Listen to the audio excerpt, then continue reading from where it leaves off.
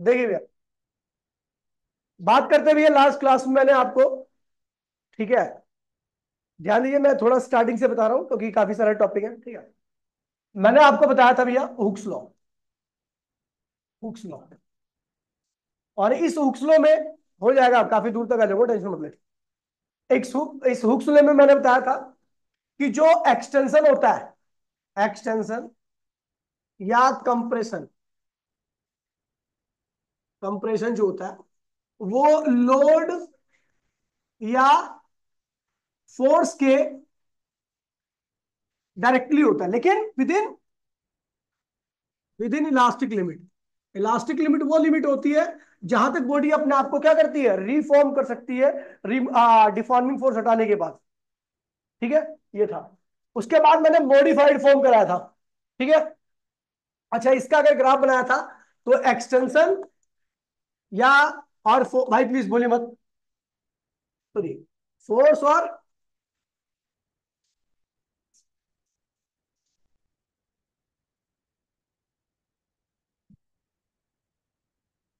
Force और extension के बीच का ग्राफ बनाया था मैंने, क्योंकि हुक्स लॉ है और दोनों डायरेक्टली प्रोपोर्शनल है। जो भी डायरेक्टली प्रोपोर्शनल होता है, और जब तक डायरेक्टली प्रोपोर्शनल होता है उसका ग्राफ कैसे आता है, स्ट्रेट लाइन। ठीक है। फिर मैंने कराया था modified form of Hooke's law, modified form of Hooke's law.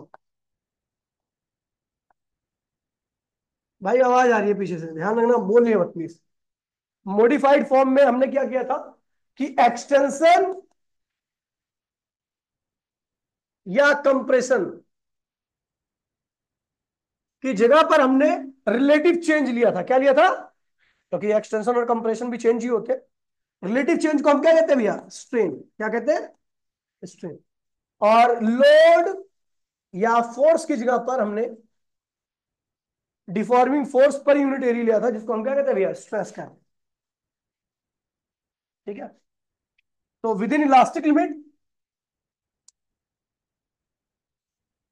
With in with in elastic limit, elastic limit, अगर मैं इलास्टिक लिमिट के अंदर हूं या इलास्टिक लिमिट तक हूं, तो आपका जो स्ट्रेस होगा वो स्ट्रेन के क्या आएगा, डायरेक्टली आएगा। याद नहीं आया बेटा, ठीक है। अब अगर ये, हाँ, इलास्टिक लिमिट के अंदर ही होता है, ये बाहर जाओगे तो प्रोपोर्शनलिटी क्या होगी, खत्म हो जाएगी, और स्ट्रेस स्ट्रेन के बीच के बनने वाला ग्राफ क्या होगा, अब स्ट्रेट लाइन नहीं रहेगा, अब थोड़ा सा कर्व हो जाएगा, टेढ़ा हो जाएगा, नहीं, ठीक है। अगर मैं यहाँ पे ग्राफ बनाता हूँ भाई, प्लीज बोलिए मत प्लीज यार।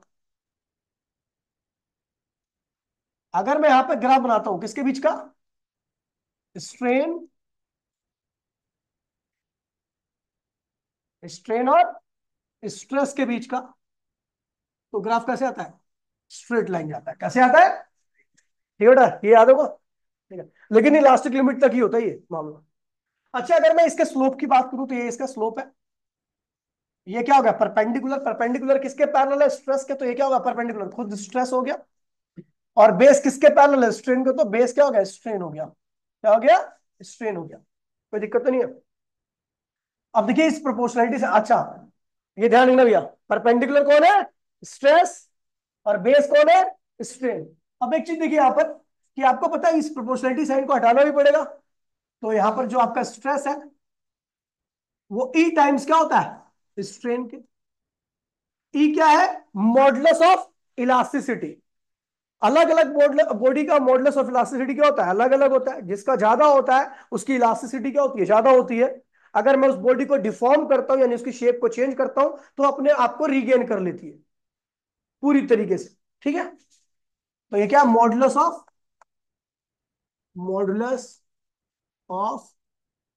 इलास्टिसिटी, इसको क्या कहते हैं भैया, मॉडुलस ऑफ इलास्टिसिटी। अच्छा, ई की वैल्यू क्या होगी बेटा, स्ट्रेस अपॉन में स्ट्रेन होगी, ये ध्यान रखना। अच्छा, ई ज्यादा होगा तो इलास्टिसिटी क्या होगी, इलास्टिसिटी ज्यादा होगी। और ई कम होगा तो इलास्टिसिटी क्या होगी, कम होगी। चलो इसका निकालते हैं स्लोप। स्लोप का मतलब क्या होता है बेटा, स्लोप का मतलब सब जानते हैं भैया, स्लोप का मतलब होता है tan theta. tan theta. tan क्या होता है बेटा? परपेंडिकुलर अपॉन में बेस। परपेंडिकुलर क्या है? स्ट्रेस। और बेस क्या है? स्ट्रेन। इस ग्राफ में देखिए, स्ट्रेस अपॉन में स्ट्रेन क्या होता है बेटा? ई मॉडुलस ऑफ इलास्टिसिटी के बराबर होता है। यानी हम कह सकते हैं कि भैया जो आपका स्लोप है वो ई के बराबर होता है। स्लोप इज इक्वल्स टू क्या? ई मतलब मॉडुलस ऑफ इलास्टिसिटी। अगर आपका स्लोप ज्यादा होगा, स्लोप अगर ज्यादा होगा तो ई भी क्या होगा? ज्यादा होगा। और ई ज्यादा होगा तो बॉडी की इलास्टिसिटी क्या होगी? ज्यादा होगी। बॉडी अपनी शेप को अच्छे से जल्दी से रीगेन पर आएगी after the removal of deforming force.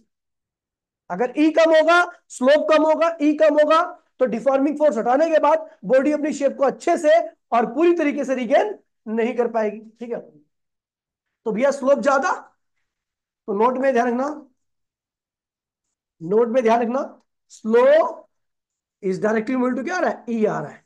किसका? स्ट्रेस स्ट्रेन कर्व का। स्ट्रेस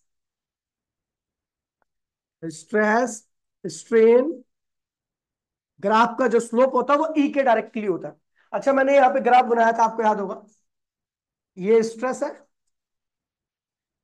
और ये स्ट्रेन है। ये दो ग्राफ बनाए, विच वन इज मोर इलास्टिक? सबको पता है भैया, जिसका स्लोप ज्यादा होगा उसकी इलास्टिसिटी क्या होगी? ज्यादा होगी। तो A is more elastic than B. तो भैया स्लोप इज इक्वल्स टू में ई होता है, तो स्लोप ऑफ ए, या ध्यान रखना, slope of A is greater than slope of B. So elasticity of A is greater than elasticity of B. याद है बेटा? ठीक है, आगे बढ़ू। E is different, E यानी modulus of elasticity, modulus of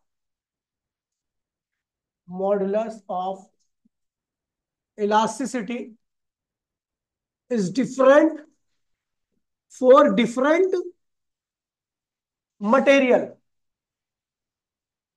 अलग अलग मटेरियल बॉडी के लिए इसकी वैल्यू क्या होती है? अलग अलग होती है। समझ गया? अब देखिए, टाइप ऑफ मॉडुलस ऑफ, अच्छा एसआई यूनिट क्या होती है इसकी बताइए? एसआई यूनिट क्या बेटा बताइए? क्या होता है? स्ट्रेस अपॉन में स्ट्रेन होता है ना। स्ट्रेस की एसआई यूनिट क्या होती है? स्ट्रेस क्या होता है? फोर्स अपॉन में एरिया। और स्ट्रेन क्या होता है? कॉन्फ़िगरेशन, चेंज इन कॉन्फ़िगरेशन, गुरेशन अपॉन में ओरिजिनल कॉन्फ़िगरेशन।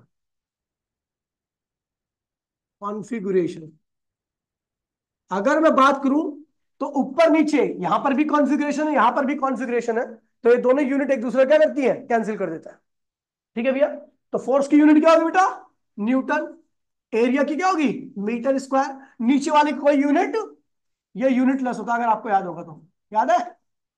ठीक है, तो इसकी यूनिट क्या होगी? न्यूटन पर मीटर स्क्वायर। या नॉर्मली हम इसको पास्कल भी लिखते हैं, क्योंकि पास्कल की भी यूनिट यही होती है। ठीक है भैया, तो जो मॉडुलस ऑफ इलास्टिसिटी होता है उसकी यूनिट क्या होती है? पास्कल या न्यूटन पर मीटर स्क्वायर। ठीक, अब बात करते हैं भैया type of modulus of elasticity. ध्यान दीजिए भैया, type of modulus of elasticity. अगर मैं मॉडुलस ऑफ इलास्टिसिटी की बात करूं तो कितने टाइप की होती है भैया? अपने पास तीन टाइप की मॉडुलस ऑफ इलास्टिसिटी है। सबसे पहला जो है उसे कहते हैं यंग मॉडुलस ऑफ इलास्टिसिटी। इसको लिखते हैं भैया वाई से, और ये वैलिड होती क्या है? Valid only for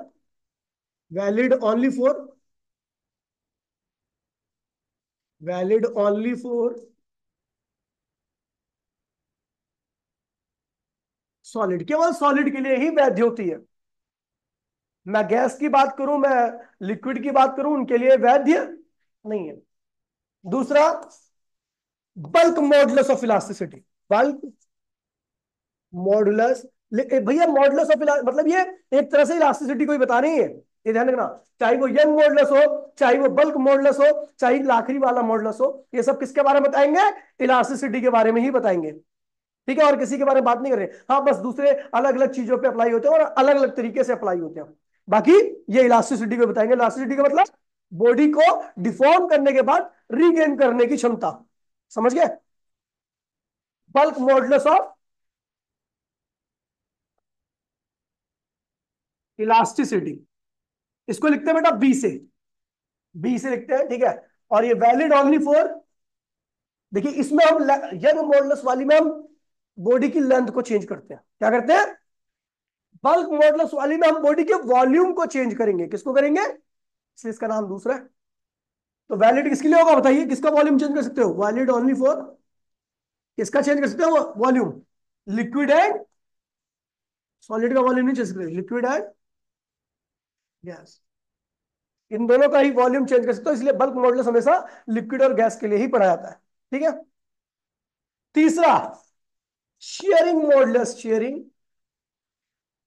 modulus of elasticity, इसको हम कैपिटल जी से, अच्छा इसका एक और नाम होता है मॉडुलस ऑफ रिजिडिटी, ठीक है।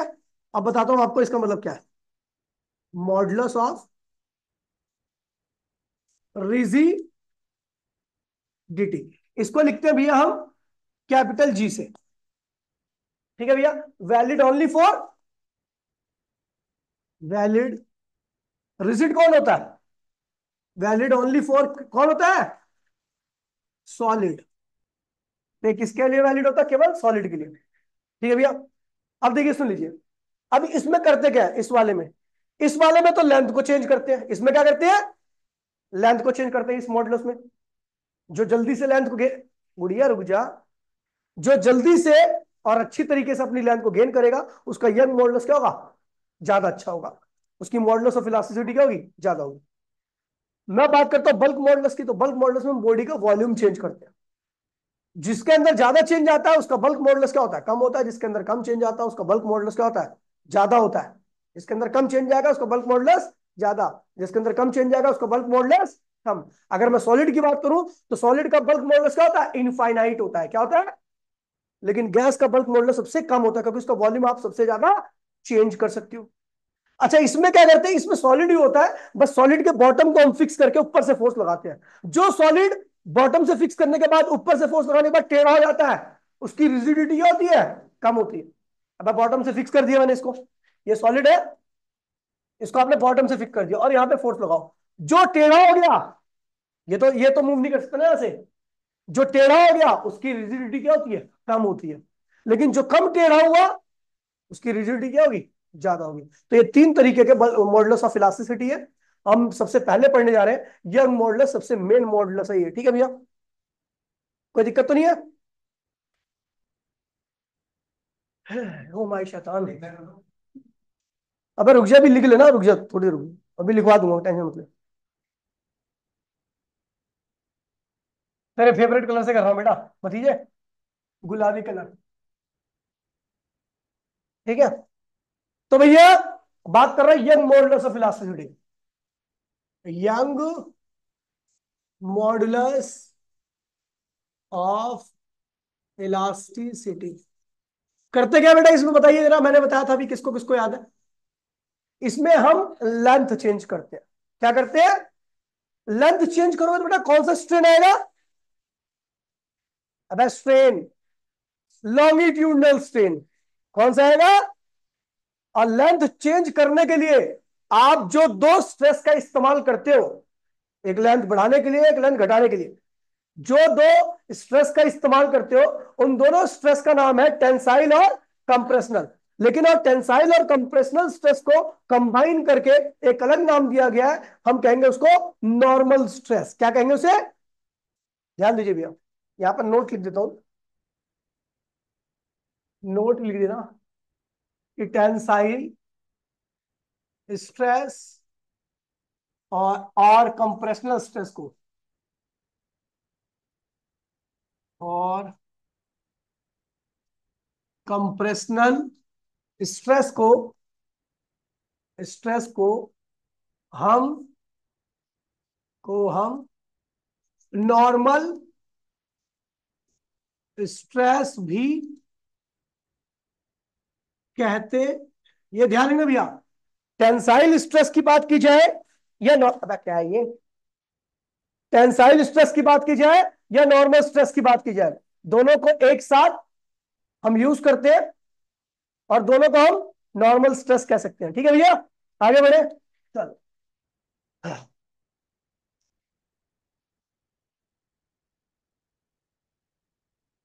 देखिए बेटा, अब चाहे लेंथ बड़ी हो रही हो चाहे लेंथ छोटी हो रही हो, हम चाहे टेंसाइल का इस्तेमाल कर रहे हो चाहे कंप्रेशनल का इस्तेमाल कर रहे हो, लेकिन हम नाम एक ही बोलेंगे, क्या बोलेंगे, नॉर्मल स्ट्रेस। क्या बोलेंगे, अपन ने क्या लिया, एक वायर ले ली, हमने क्या लिया, एक वायर ले ली, वायर का एक एंड फिक्स कर दिया, इसका एरिया क्या था, ए था, इसका इस पे लगा रहे थे फोर्स एफ, इस एरिया के ऊपर ये फोर्स क्या लग रहा है, परपेंडिकुलर, तो इसलिए हम इसको नॉर्मल स्ट्रेस बोलते हैं। क्या बोलते हैं, तो यहां पर जो स्ट्रेस लग रहा है वो फोर्स अपॉन में एरिया है, और यहां पर फोर्स जो है वो एरिया के परपेंडिकुलर है, तो इसलिए इसको हम क्या बोलेंगे, नॉर्मल स्ट्रेस। ध्यान दीजिए भैया, सारी बातें बता रहा हूं, ठीक है। नॉर्मल स्ट्रेस इसलिए कहते हैं क्योंकि जो फोर्स है वो एरिया के प्लेन के क्या लग रहा है, परपेंडिकुलर, ठीक है, इसलिए इसका नाम क्या है। और ये कंप्रेशनल और लॉन्गिट्यूडनल स्ट्रेन, कंप्रेशनल स्ट्रेन और tensile strain, stress, compressional stress और टेंसाइल स्ट्रेस, दोनों ही केस में हम फोर्स को क्या लगाते हैं, परपेंडिकुलर लगाते हैं, इसलिए दोनों को हम क्या बोलते हैं, नॉर्मल स्ट्रेस। देखो अगर हम देखो कंप्रेशनल स्ट्रेस लगाए तो वो कैसे लगाते थे, एरिया के ऊपर ऐसे परपेंडिकुलर, तो ये फोर्स भी तो एरिया के परपेंडिकुलर है, और ये फोर्स भी क्या है, एरिया के क्या है, परपेंडिकुलर, तो इसलिए दोनों को हम नॉर्मल स्ट्रेस ही बोलते हैं। ठीक है, चाहे वो कंप्रेशनल हो चाहे वो टेंसाइल हो, ये स्ट्रेस लगाया हमने, ठीक है। जब ये स्ट्रेस लगाया तो आफ्टर सम टाइम,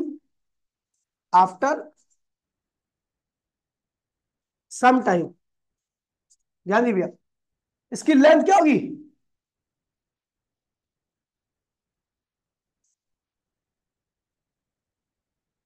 इसकी पहले लेंथ क्या थी बेटा, एल थी, अभी हमने इसमें नॉर्मल स्ट्रेस लगाया नीचे की तरफ, तो इसकी लेंथ क्या होगी, एल प्लस डेल्टा एल होगी, बोलो हाँ, लेंथ बढ़ गई, तो इसके अंदर कौन सा स्ट्रेन आया, लॉन्गिट्यूडनल स्ट्रेन, कोई दिक्कत तो नहीं भैया।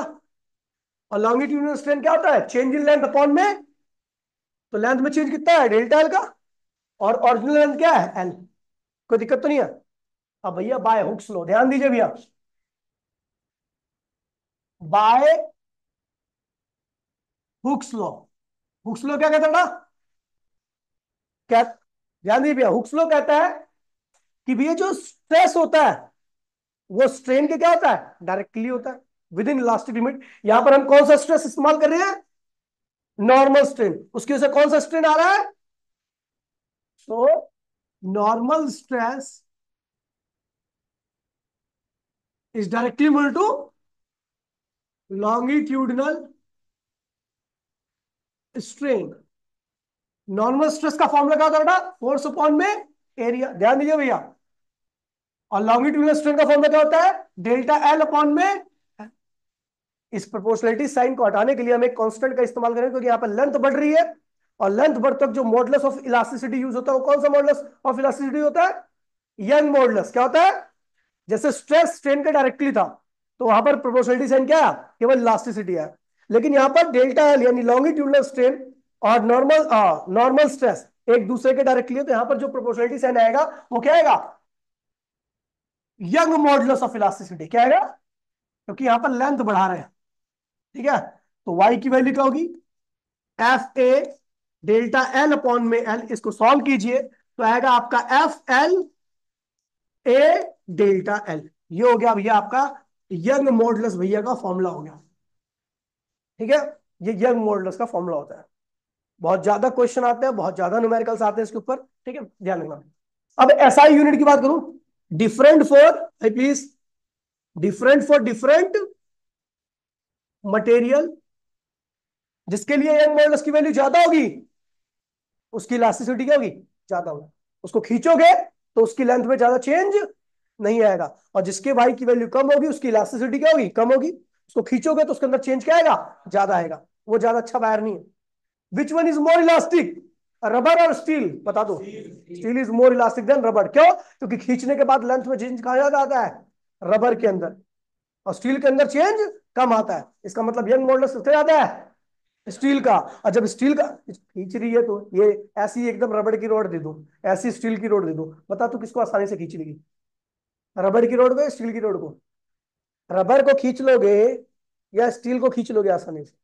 रबर को खींच लोगे। जब रबर को खींच लोगे तो इसका मतलब रबर का यंग मॉडुलस क्या है भैया, कम है।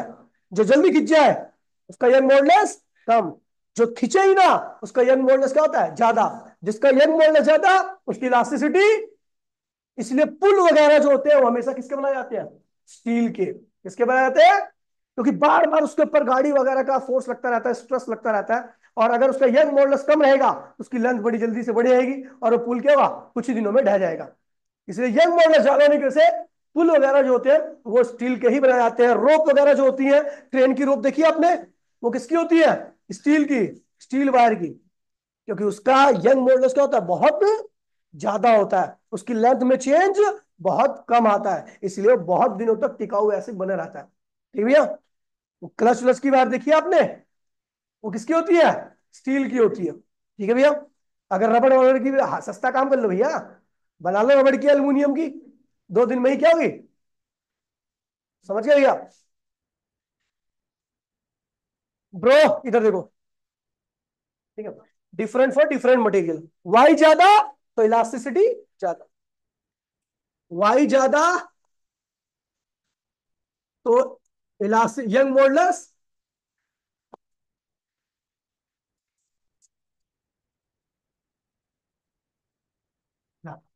ठीक है भैया?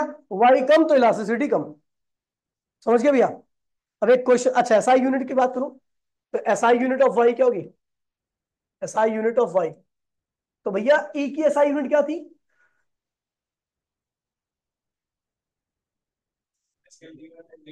अब ध्यान दे इसको, बांसुरी वाले को। मैं पहले भाई 4-5 बार लिए, मैं सोचता था यार बांसुरी बजाओ ऐसी बजनी चाहिए, साली कोई सी भी ले लो, पू, आप बजाओगे तो पू की आवाज आएगी उसमें। अब भाई ये देख कितने आराम से बजा रहा है, कितनी मधुर बज रही है। और तू लेगा ना, इसी की बांसुरी लेगा, पू, यही आएगी बस आवाज। देखिए, देखिए भाई प्लीज। तो अगर मैं मॉडुलस ऑफ इलास्टिसिटी की बात करूं तो उसकी एसआई यूनिट होती है न्यूटन पर मीटर स्क्वायर या पास्कल। ये भी तो मॉडुलस ऑफ इलास्टिसिटी है, बस इसका नाम अलग है, यंग मॉडुलस। फैमिली तो सेम ही है, इलास्टिसिटी, इलास्टिसिटी। तो उसकी एसआई यूनिट भी क्या होगी, न्यूटन पर meter. Newton, SI unit of Young modulus क्या होगी, न्यूटन पर मीटर स्क्वायर। ठीक है? देखिए एनसीईआरटी में टेबल रखी है, कई सारे मटेरियल का यंग मॉडुलस की वैल्यू दे रखी है। ठीक है? तो जब भी क्वेश्चन कराऊंगा तो ध्यान रखना, वहां से नकल माननी है अपने को। ठीक है? चलो, अब देखिए एक क्वेश्चन आता है, which one is more elastic, which one is, which one is more elastic.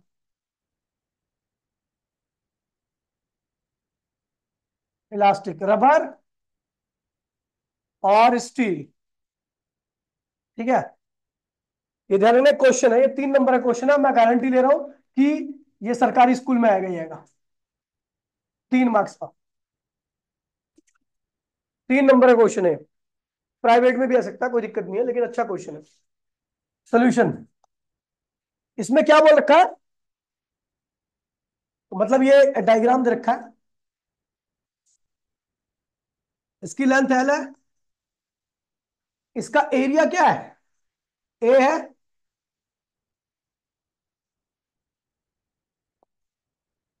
इसका एरिया क्या है, ए, और इसके ऊपर फोर्स क्या लगा रहा हूं, एफ। क्या लगा रहा हूं, एफ। लेकिन ये क्या है, रबर है, ये क्या है, रबर। ठीक है? एकदम सेम है। ऐसे बिल्कुल एक और रोड है आपकी,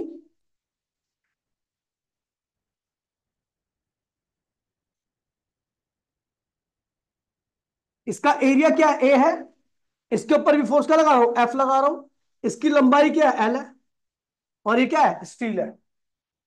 कह रहा है भैया दोनों में से ज्यादा इलास्टिक कौन होगा, प्रूफ करो इसको। दोनों में से ज्यादा इलास्टिक कौन होगा, इसको प्रूफ करो। अब कैसे प्रूफ करेंगे भैया, बड़ी समस्या आ गई। आप यहां पे देख रहे हो कि इन दोनों रोड में तीन चीजें कॉमन है। तीनों का लेंथ क्या है, सेम है। सॉरी, तीनों का क्या है? दोनों का लेंथ क्या है, सेम है। दोनों का एरिया क्या है, सेम है। और दोनों पे फोर्स क्या लग रहा है, कोई दिक्कत तो नहीं भैया? यानी ये तीन चीजें क्या है, सेम है। हम जानते हैं भैया यंग मॉडल्स का फॉर्मूला ये ना, we know no Young modulus क्या था, वाई इक्वल्स टू में क्या था, एफ एल ए डेल्टा है। हम देख रहे हैं दोनों जो रॉड दे रखी है, एक रबड़ की दे रखी है, एक स्टील की दे रखी है, उसमें आपका फोर्स, लेंथ और एरिया क्या है, कांस्टेंट है। दोनों में सेम है, ये चीज तो है ना, दोनों के अंदर सेम है ना ये, दोनों के अंदर ये चीज क्या है, ये टर्म क्या है, सेम है। ये वाली चीज दोनों के अंदर क्या है भैया, कांस्टेंट है। क्या है, कांस्टेंट है। हाँ भाई, सॉरी बेक देगा कहीं पे, ठीक है। फोर्स, लेंथ, एरिया, तीन दोनों में क्या है, सेम है। यानी इसको मैंने क्या कर दिया, कांस्टेंट कर दिया। तो वाई इक्वल्स टू में क्या हो गया, कांस्टेंट अपॉन में डेल्टा एल हो गया। बोलो हाँ। देखिए जो भी है, इसकी जगह पर मैंने क्या लिख दिया, कांस्टेंट लिख दिया, क्योंकि दोनों में सेम था ये। सेम है तो इसका मतलब बदल नहीं रहा, तो दोनों में सेम है, यानी इसको क्या कर दिया, कांस्टेंट कर दिया। बेटा ध्यान दीजिए, अब अगर मैं कांस्टेंट को हटाऊंगा तो वाई क्या होगा, डेल्टा एल का क्या होगा, इनवर्स ही हो जाएगा। क्या होगा, प्रूफ कर रहा हूं मैं। तो बाय ऑब्जर्वेशन क्या देखा, बाय ऑब्जर्वेशन आप इन दोनों रॉड को खींच रहे थे, इन दोनों रॉड को खींच रहे थे, तो बताओ डेल्टा एल किसके अंदर ज्यादा आएगा।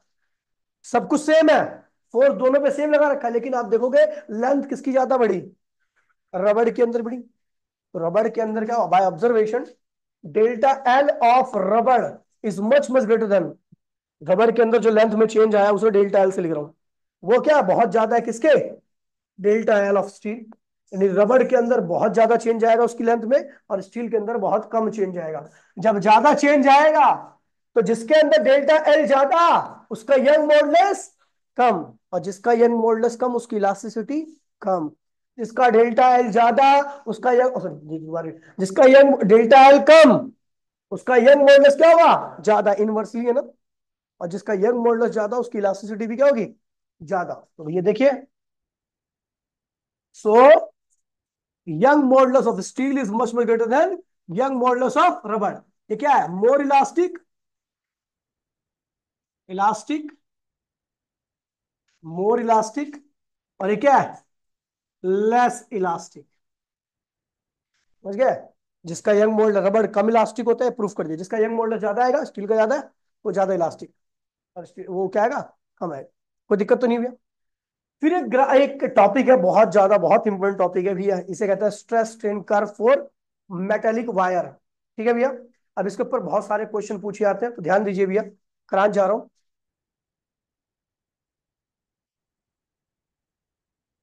स्ट्रेस,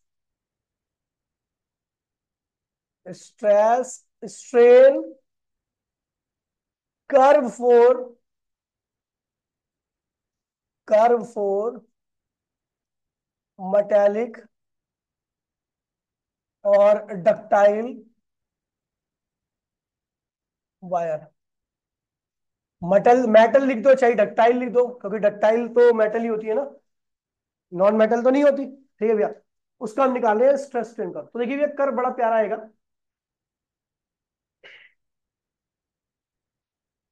कर्पूर गौरम करुणावतारम।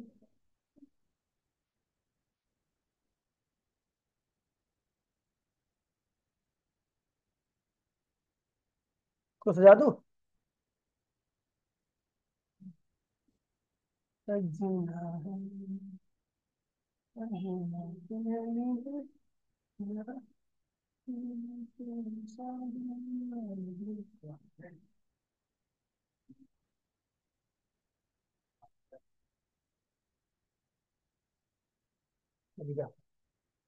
देखिए भैया, बड़ा प्यारा सा दिख रहा होगा आपको डायग्राम, ठीक है, सजा सजा दिया ना। ये ग्राफ है, इसका ग्राफ है एक मेटालिक वायर का। आप स्ट्रेस अप्लाई कर रहे हो, इसके अंदर स्ट्रेन आ रहा है। आप देख रहे हो ओ से लेके ए पोर्शन तक का, ओ से लेके ए तक ग्राफ कैसा गया, एकदम सीधा गया है। सीधा जाने का तात्पर्य है कि stress is directly proportional to strain. समझ गई बात नहीं? अगर ओ से ए के बीच में किसी भी पॉइंट पर अगर आप यहां पर स्ट्रेस जीरो कर दो, तो वायर सीधा कहां जाएगा? स्ट्रेस जीरो करने का मतलब कहां गया? ओरिजिन पे। तो स्ट्रेन भी क्या होगा? जीरो। अब ओ से ए तक stress is directly proportional to strain. Stress जब स्ट्रेन के डायरेक्टली होता है तो इसका मतलब आप कहां पे? इलास्टिक लिमिट के अंदर हो। और जब आप इलास्टिक लिमिट के अंदर होते हो तो भैया अगर आप इलास्टिक लिमिट के अंदर हो, वायर को छोड़ोगे तो वायर अपनी शेप में क्या होगा? आ जाएगा वापसी। तो ओ से ए के बीच में ग्राफ एकदम सीधा गया है, स्ट्रेट लाइन गया है। इसका मतलब स्ट्रेस स्ट्रेन दोनों एक दूसरे क्या है? डायरेक्टली प्रोपोर्शनल है। अगर ओ से ए के बीच में कहीं पर भी आप वायर को छोड़ते हो तो वायर अपनी शेप को क्या करेगा? रीगेन कर लेगा। वायर को छोड़ने का मतलब है स्ट्रेस जीरो कर दिया, और जैसे ही आप स्ट्रेस जीरो करोगे तो स्ट्रेन भी खुद ब खुद क्या होगा? जीरो हो जाएगा। समझ गए भैया? ओ से ए तक ग्राफ एकदम स्ट्रेट लाइन गया है, तो ओ से ए तक हम क्या करेंगे भैया? इसमें हुक्स लो फुली ओबेड हो रहा है। हुक्स लो फुली ओबेड हो रहा है, और ए ओ से ए तक ग्राफ एकदम स्ट्रेट लाइन गया है, तो हम कहेंगे भैया ओ ए के डायरेक्टली, सॉरी यहां पर क्या है भैया? ये प्रोपोर्शनैलिटी रीजन है। ये क्या है? प्रोपोर्शनैलिटी। ओ से ए तक कैसा रीजन है? Proportionality region. कौन किसके प्रोपोर्शनल है? स्ट्रेस स्ट्रेन के। इनके बीच में, ओ से ए के बीच में किसी भी पॉइंट पे वायर को अगर स्ट्रेस जीरो करोगे तो स्ट्रेन खुद ब खुद क्या होगा? जीरो हो जाएगा। वायर अपनी शेप को क्या करेगा? कंप्लीटली रीगेन कर लेगा। अब बात करते भैया ए से बी के बीच के। तो ए से बी में क्या हुआ? ग्राफ कर्व हो गया थोड़ा सा। कर्व होने का मतलब क्या हुआ? कि अब स्ट्रेस स्ट्रेन के डायरेक्टली प्रोपोर्शनल नहीं है। अब स्ट्रेस अगर प्रोपोर्शनल होता तो ग्राफ कैसे आता? सीधा जाता। लेकिन आप देख रहे हो ओ ए से बी के बीच में ग्राफ क्या हो गया? थोड़ा सा कर्व हो चुका है। कर्व होने का मतलब है stress is not proportional to strain. लेकिन अगर मैं ए से बी पे, ए से बी के किसी भी रीजन पर स्ट्रेस को जीरो करता हूं, यानी डिफॉर्मिंग फोर्स हटाता हूं, तो वायर अभी भी अपनी शेप को पूरी तरीके से रिगेन कर ले रहा है। इसका मतलब अभी भी मैं कहा हूं? इलास्टिक लिमिट के अंदर ही हूं। दोबारा बोल रहा हूं मैं, ए से बी के बीच में ग्राफ टेढ़ा हो गया, इसका मतलब stress is not proportional to strain. अगर मैं ए से बी के बीच में किसी भी पॉइंट पर स्ट्रेस को हटाता हूं तो दोबारा से वायर क्या होता है? इसी पाथ को कवर करता हुआ कहां जाए? ओ पे। ओ पे आने का मतलब है कि स्ट्रेन भी जीरो और स्ट्रेस भी जीरो, यानी वायर अपने आप को कंप्लीटली रीगेन कर पा रहा है। यानी मैं अभी भी कहां पे हूं? इलास्टिक लिमिट के अंदर हूं। समझ गए? अब उसके बाद आते हैं भैया सी पॉइंट तक पहुंच जाओ। तो बी से सी में ग्राफ एकदम लेट गया है, ग्राफ एकदम झुक गया। और ग्राफ झुक गया इसका मतलब इसका स्लोप क्या हो गया? बहुत कम हो गया। और स्लोप कम हो गया इसका मतलब इसकी इलास्टिसिटी भी क्या होगी? होगी बहुत कम होगी होगी। अब जिस बॉडी की इलास्टिसिटी कम हो जाती है वो अपनी शेप को रिगेन नहीं कर पाता। तो अगर आप सी पॉइंट पर पहुंच जाते हो और आप सोचते चलो आप देखो आप स्ट्रेस जीरो करते हैं, जैसे ही आप स्ट्रेस जीरो करोगे तो आप देखोगे वायर अपनी शेप को रिगेन नहीं कर पाएगा। उसके अंदर इतना सा क्या आएगा? स्ट्रेन आ जाएगा। क्या आ जाएगा? स्ट्रेन आ जाएगा। इसे कहते हैं भैया वायर की इलास्टिक लिमिट के आप बाहर चले गए हो। अब अगर आप वायर को अनलोड करोगे, स्ट्रेस को जीरो करोगे, तो वायर की लंबाई कुछ ना कुछ क्या होगी? बढ़ जाएगी। यहां पर लिखा हुआ 1%, लेस देन 1%। मतलब समझे कि अगर आपका वायर 100 मीटर का था और आपने वहां उसको सी तक खींच दिया, सी तक खींच दिया, तो उसकी लंबाई में करीबन नहीं तो 1 मीटर से थोड़ा सा कम चेंज आ जाएगा। मतलब उसकी लंबाई अब 100 नहीं रहेगी, अब उसकी लंबाई 100 से कुछ फालतू हो जाएगी। समझ में बात नहीं? ठीक है। अब उसके बाद आप सी पे, सी के बाद जा रहे हो तो भैया नया नया स्ट्रेस क्या होगा? स्ट्रेन क्या होगा? जुड़ता जाएगा, जुड़ता जाएगा। वायर क्या होगा? पतला होता जाएगा, सड़ियल होता जाएगा, मरियल होता जाएगा। और डी पॉइंट तक आते आते वायर इतना पतला हो चुका है कि अगर आप स्ट्रेस को जीरो भी करोगे तो वायर क्या होगा? टूट जाएगा। इसे क्या कहते हैं भैया? Fracture point. क्या कहते हैं इसे? Fracture point. ठीक है भैया। अच्छा एक चीज और देखो कि भैया अगर आप ओ से ए तक देखो, तो अगर आप कहीं पर भी वायर को स्ट्रेस को जीरो कर रहे हो तो वायर का स्ट्रेन भी क्या हो रहा है? जीरो जा रहा है। यानी वायर अपनी शेप को रीगेन कर रहा है। यानी आप उसको खींचने में जितना वर्क कर रहे हो, वायर उतना ही क्या कर रहा है, उल्टा वर्क कर ले रहा है। और कुल वर्क क्या हो जा रहा है, जीरो। यानी जितना खींचने वर्क उतना वायर खुद भी खुद वर्क कर रहा है। कुल वर्क की वैल्यू क्या आ रही है, जीरो आ रही है। अगर टोटल वर्क जीरो होता है इसका मतलब वो फोर्स क्या है, कंजर्वेटिव फोर्स है। कैसा फोर्स है, टोटल वर्क अगर आपका जीरो जा रहा है, वायर देखो यहां पर भी कुल वर्क जीरो कर ले रहा है, क्योंकि वायर अपनी शेप को रीगेन कर ले रहा है। डिफॉर्म किया, छोड़ा, वायर अपनी शेप में वापसी आ गया, यानी टोटल वर्क क्या हो गया, जीरो हो गया। टोटल वर्क जब जीरो होता है तो इसका मतलब वायर के द्वारा लगाया गया फोर्स क्या है, कंजर्वेटिव नेचर का है। क्या है, अगर मैं और चुलबाजी करूं और बी पॉइंट पर पहुंच जाऊं, मैं क्या करूं, बी पॉइंट पर भी पहुंच जाऊं, तो बी पॉइंट पर भी आप वायर को अनलोड कर रहे हो, फिर भी क्या हो रहा है, वायर अपनी शेप को रिगेन कर ले रहा है। क्योंकि बी पॉइंट क्या है भैया, इलास्टिक लिमिट है, यहां तक वायर अपने आप को रिगेन करेगा। इसका मतलब मैं जितना डिफॉर्म करने में वर्क कर रहा हूं, वायर उतना क्या कर रहा है, खुद को रिफॉर्म करने में वर्क कर ले रहा है। वर्क फिर भी क्या आ रहा है, जीरो आ रहा है। इसका मतलब फोर्स अभी भी जो वायर लगा रहा है वो किस नेचर का है, कंजर्वेटिव नेचर का है। तो बी से लेके ओ तक, ओ से लेके बी तक वायर जो भी फोर्स लगाएगा वो किस नेचर का होगा, कंजर्वेटिव। लेकिन जैसे ही आप बी के पार गए, आपने ज्यादा चालाकी दिखाई, आपके अंदर ज्यादा खुड़क थी, आप बी पॉइंट पर पहुंच गए और सी पॉइंट पर आपने छोड़ा, तो वायर अपनी शेप को रिगेन नहीं कर पाया। उसके अंदर इतना क्या आ गया, डिफॉर्मेशन आ गया, इतनी उसकी लेंथ चेंज होगी। इसका मतलब आपने ज्यादा वर्क किया, वायर आपके द्वारा आपने आपने ज्यादा वर्क किया और वायर उतना वर्क नहीं कर पाया, इसलिए वायर ने अपनी शेप को रिगेन नहीं की। इसका मतलब वायर के द्वारा लगाया गया आप जो फोर्स होगा कंजर्वेटिव नेचर का नहीं होगा। समझ गए भैया, वायर के द्वारा लगाया गया फोर्स कंजर्वेटिव नेचर का कब तक रहेगा, जब तक कि वायर अपनी शेप को रीगेन कर लेगा। ओ से लेके बी तक वायर जो भी फोर्स लगा रहा है वो फोर्स किस नेचर का है, कंजर्वेटिव नेचर का है। क्योंकि जितना मैं वर्क कर रहा हूं वायर उतना खुद कर ले रहा है और अपनी लेंथ को दोबारा से वैसा ही कर ले रहा है। लेकिन जैसे ही मैं बी से सी के पे गया, भैया वायर अपनी लेंथ को पूरी से एक्वायर नहीं कर पाया। इसका मतलब मैंने उसके ऊपर ज्यादा वर्क किया, वायर खुद उतना वर्क नहीं कर पाया। जब दो वर्क बराबर नहीं होते तो इसका मतलब क्या भैया, अब जो फोर्स वायर लगा रहा है वो क्या है, नॉन कंजर्वेटिव नेचर का हो गया। समझ गए, इन सारे पॉइंट्स को हमें अगली क्लास में लिखने, एक एक पॉइंट्स को समझा दिया मैंने। अगली क्लास में हर एक पॉइंट को क्लास में लिखवा दूंगा। भैया आज जाके नोट्स लिख लेना, क्योंकि आज की क्लास में मेरे को बहुत ज्यादा समझाना था। ठीक है, तो मिलते हैं अगली क्लास में। टाटा बाय बाय, जय हिंद।